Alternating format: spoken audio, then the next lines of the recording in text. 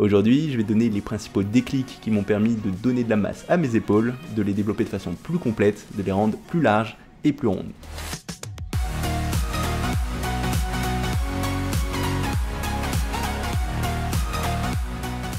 Salut, ici Nico et aujourd'hui je vais te parler de l'entraînement des épaules et plus précisément te donner quels ont été les grands déclics qui ont fait le plus la différence sur ma progression sur ces épaules. En fait, ça a été des révélations que j'ai eues au fur et à mesure de ma pratique de la musculation, des changements assez radicaux sur ma façon d'entraîner ces épaules qui étaient souvent contre-intuitifs parce que pas forcément vrai pour les autres muscles ou même parfois qui semblaient aller à l'encontre de certaines grandes règles de la musculation, mais qui dans la pratique m'ont aidé à progresser beaucoup plus vite au fur et à mesure que je les ai découverts. Et je suis convaincu que si j'avais su ces choses en commençant la musculation, ça m'aurait fait gagner beaucoup de temps et que j'aurais beaucoup plus vite développé ces épaules. Donc j'espère t'aider à gagner ce temps avec cette vidéo.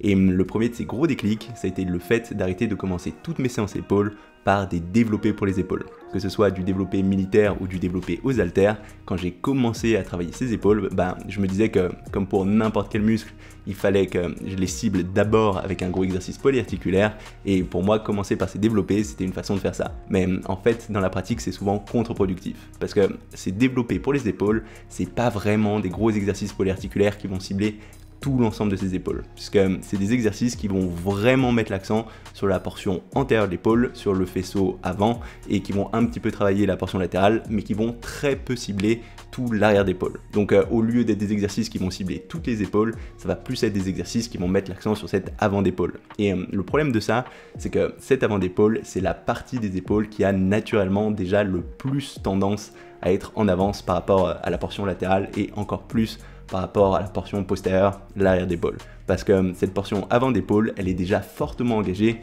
sur tous les gros exercices de presse pour les pectoraux. Que ce soit des développés couchés, des développés inclinés, il va y avoir déjà pas mal d'activation de cette zone. Donc naturellement, c'est la partie des épaules qui a tendance à recevoir le plus de travail. Et si en plus tu commences toutes tes séances épaules par un geste qui va d'abord mettre l'accent sur cette zone, et cette partie des épaules, elle risque d'être très en avance par rapport à la partie latérale et la partie arrière de l'épaule. Et dans la pratique, c'est ce qui arrive à l'énorme majorité des pratiquants. D'ailleurs, c'était complètement mon cas. J'ai très vite pris de la partie avant d'épaule, mais la partie arrière était très en retard et même la largeur d'épaule, elle n'était pas vraiment au niveau par rapport à cette avant d'épaule. Et du coup, un changement qui a fait une grosse différence sur l'aspect global de ces épaules et qui m'a permis de les développer de façon beaucoup plus complète, d'avoir un aspect beaucoup plus rond, ça a été de commencer toutes mes séances épaules par des exercices qui permettent de mettre l'accent sur la portion arrière et ensuite de continuer en mettant un accent sur la portion latérale et seulement en fin de séance de terminer par un exercice qui permet de mettre l'accent sur la portion antérieure. Donc soit des développés, soit des élévations frontales. Et ça fait une énorme différence sur ma progression.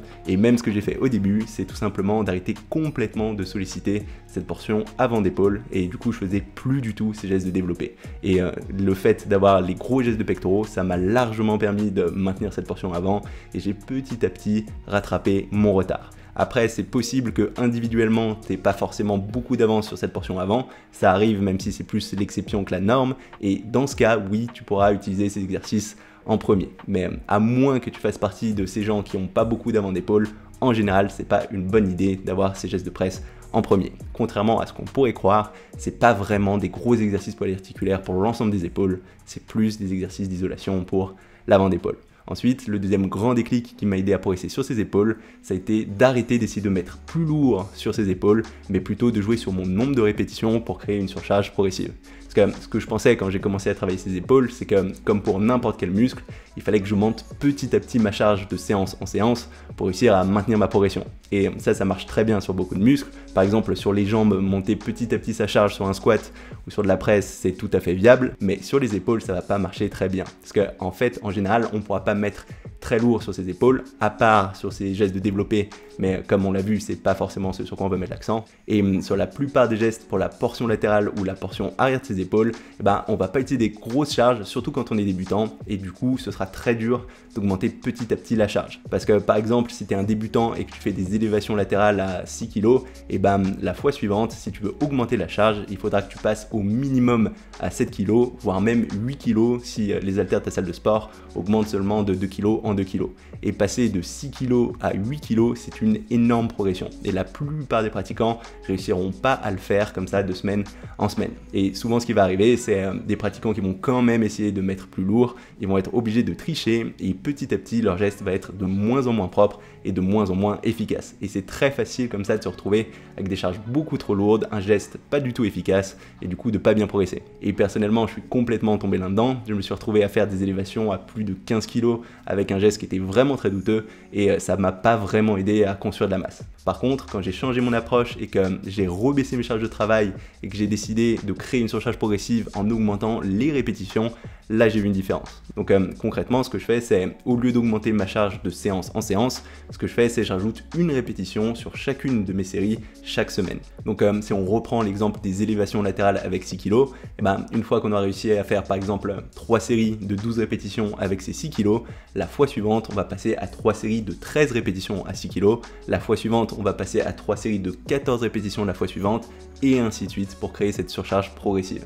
Et ça va marcher parce que quand on regarde la science, on se rend compte qu'à partir du moment où on est suffisamment proche de l'échec musculaire, qu'on fasse 6 ou 30 répétitions, ça va pas changer grand chose sur la prise de muscle. Donc le fait d'augmenter petit à petit la charge de travail, ce sera une bonne façon de créer une surcharge progressive, mais dans ce cas de figure où ce sera dur à faire, on pourra tout à fait jouer sur le nombre de répétitions pour augmenter petit à petit l'intensité des séances. Et quand on va arriver à un grand nombre de répétitions, par exemple quand on arrive vers 20 répétitions avec ces 6 kg sur chacune de nos séries, là on va pouvoir augmenter notre charge et rebaisser notre nombre de répétitions avant d'essayer de reprogresser sur ces répétitions. Et ça marchera très bien sur tous les exercices où c'est difficile d'augmenter la charge de travail, donc particulièrement sur ses épaules. En plus, il se trouve que les muscles deltoïdes de ses épaules, c'est des muscles qui sont relativement endurants pour le haut du corps, donc qui répondront très bien à des charges relativement légères pour un grand nombre de répétitions. Donc en général, ce sera dur de mettre lourd sur la plupart des exercices épaules et on aura plutôt intérêt à jouer sur le nombre de répétitions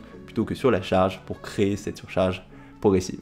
Et enfin, un troisième gros déclic qui m'a énormément aidé sur ces épaules, ça a été de les entraîner beaucoup plus fréquemment que ce que je faisais au début. Parce que quand j'ai commencé à travailler ces épaules et que j'étais débutant, j'avais tendance à travailler ces épaules seulement une seule fois dans la semaine. Et assez vite, je me suis rendu compte que sur la plupart des muscles, avoir plus de fréquences, avoir au moins 2 séances qui travaillent chaque muscle, ça aidait à progresser beaucoup plus vite.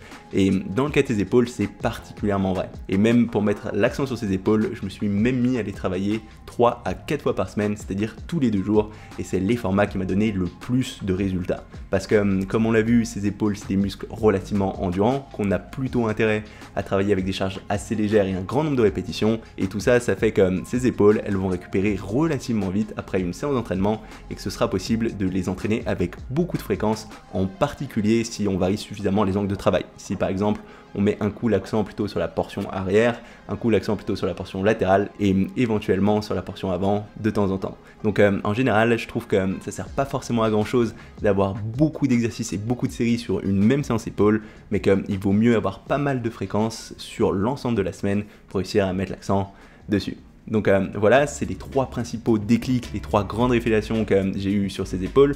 C'est des choses qui étaient pour moi un petit peu contre-intuitives parce qu'elles allaient à l'encontre de certaines grandes règles que j'avais en tête sur la musculation. L'idée qu'il fallait à tout prix commencer par un gros exercice polyarticulaire, que c'était important de mettre assez lourd et d'augmenter petit à petit la charge de semaine en semaine. Mais dans la pratique, j'ai trouvé qu'avec ces ajustements, j'ai eu beaucoup plus de résultats. Et si aujourd'hui tu as du mal à prendre des épaules et que tu fais pas encore ces choses-là, je te conseille vraiment de les essayer. C'est possible que toi aussi ça t'aide à progresser plus rapidement sur ses épaules.